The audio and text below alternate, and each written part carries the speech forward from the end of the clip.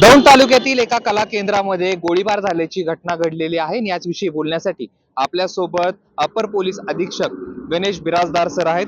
Sir, खरं तर गेल्या काही म्हणजे कालपासून चर्चा होती की या दौंडच्या कला केंद्रामध्ये गोळीबार झालाय। कुठल्या कला केंद्रामध्ये गोळीबार झाला?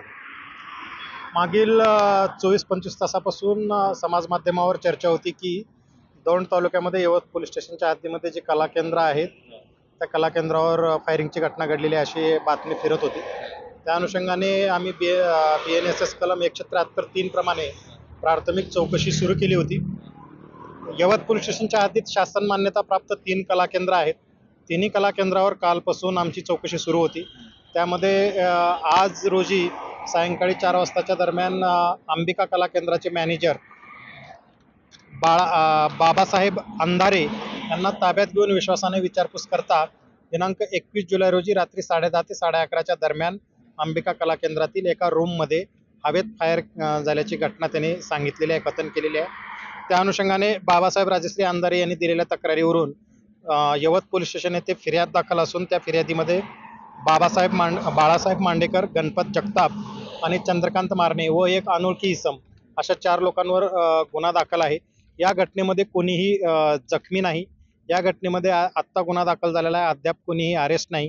ही घटना पोलिसांना आत्तापर्यंत येऊन कोणीही सांगितलेलं नव्हतं। आज रोजी पोलिसांनी अधिक विचारपूस करून त्यांना मॅनेजरला ताब्यात घेऊन विश्वासात घेतल्यानंतर त्यांनी ते सांगितल्यानंतर दाखल झालेला आहे आणि पुढील तपास सुरू आहे। सर, आमदाराच्या एका जवळच्या व्यक्तीचा या आरोपीमध्ये समावेश आहे असं बोललं जातंय, नेमकं काय प्रकरण? आता नुकतीच याच्यामध्ये FIR दाखल झालेली आहे। याच्यामध्ये या सर्व जे याच्यामध्ये संशयित आरोपित आहेत त्यांना ताब्यात घेऊन विचारपूस केल्यानंतर नेमका काय प्रकार झालेला होता, काय कारण होतं, हे सगळ्या गोष्टी समोर येणार आहेत। सरी परवा रात्री घटना घडली, मात्र पोलिसांनी प्रकरण दाबवण्याचा प्रयत्न केला होता असं देखील बोललं जाते। कारण 24 तास उलटून गेले तरी खरं तर यंत्रणा आपली सक्षम आहे आणि या ठिकाणी आरोपी सापडत नव्हते किंवा याचा तपास करत नव्हता। या अनुषंगाने काय सांगाल? पोलिसांवरती प्रश्नचिन्ह निर्माण झाले। आज 23 तारीख आहे, दिनांक 21 तारखेला हा गुन्हा रात्री घडलेला आहे। आजपर्यंत आम्ही जेव्हा मॅनेजरला घेऊन आलो तोपर्यंत याच्यातील कोणी विक्टीम, कोणी फिर्यादी, कोणी इन्फॉर्मंट पोलिसांपर्यंत आला नाही। उलट आम्ही मागील 25 तासापासून याच्यामध्ये प्राथमिक चौकशी सुरू केलेली होती। त्याच्यातून या गोष्टी हळूहळू पुढे आल्यानंतर त्यांनी या गोष्टी डिस्क्लोज केल्या आणि त्यानुसार गुन्हा दाखल आहे। सर, खरं तर तुम्ही सांगता आहात की 23-24 तासापासून आम्ही चौकशी करत होतो, मात्र कुणीच पुढे येत नव्हतं। खरं तर ज्यांनी माहिती लपवली त्यांच्यावरती काही गुन्हा दाखल तुम्ही करणार आहात का? ज्यांनी माहिती लपवले ते पण समोर आलेले नव्हते। त्यांनी समोर आल्यानंतर काही वेळामध्ये माहिती आम्हाला दिलेली आहे। या अनुषंगाने कला केंद्राचा काय रोल होता आणि त्यांचे रेग्युलेशन्स, रूल्स काय आहेत हे पण आम्ही निश्चितपणे पाहून तसा अहवाल शासनाला पाठवून देऊ, कारण हे शासन मान्यता प्राप्त कला केंद्र आहे। सर, कला केंद्र जरी शासन मान्यता असलं तरी त्या ठिकाणी घडलेला गुन्हा हा गंभीर स्वरूपाचा होता। तुम्ही असं सांगितलं की त्या ठिकाणी आपण जाऊन चौकशी करत होतो, मात्र तिथल्या कुठल्याही व्यक्तीने सांगितलं नाही। ज्यावेळेस आम्ही देखील त्या ठिकाणी पोहोचलो होतो त्यावेळेस म्हटले असा काहीच प्रकार झाला नाही, पोलीस या ठिकाणी आले होते, आम्ही देखील त्यांना सांगितलं की असा कोणताही प्रकार घडलेला नाही। त्यामुळं पोलिसांनी दाबलेला आहे। हे जे सोशल मीडियावर तुम्ही लिहिलेलं आहे असं काही प्रकार खरं तर दाबण्याचा प्रश्न नाही आहे। आमच्याकडे जी काही कायदेशीर फिर्याद आलेली आहे त्याचा तपास करणे हे आमचं काम आहे। कायदा सुव्यवस्था राखणं हे आमचं काम आहे।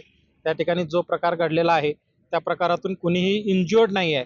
हवेत फायरिंग झालेला आहे, त्याच्यामुळे मी घाबरून आपल्याला तक्रार दिलो नव्हतो असं मॅनेजरचं म्हणणं आहे। त्याच्या म्हणण्यानुसार आपण FIR दाखल करून घेतलेली आहे आणि पुढील तपास याच्यामध्ये सुरू आहे। सर, राजकीय दबाव काय होता या संदर्भात? याच्यामध्ये आत्ता त्यांनी समोर येऊन फिर्याद दिलेली आहे, त्याच्यावर काय दबाव होता का नाही त्याचा आम्हाला माहिती नाही, परंतु कुठलाही राजकीय दबाव असण्याचा काही प्रश्न नाही। सर, आरोपींना शोध सुरू आहे, काय सांगाल आरोपी?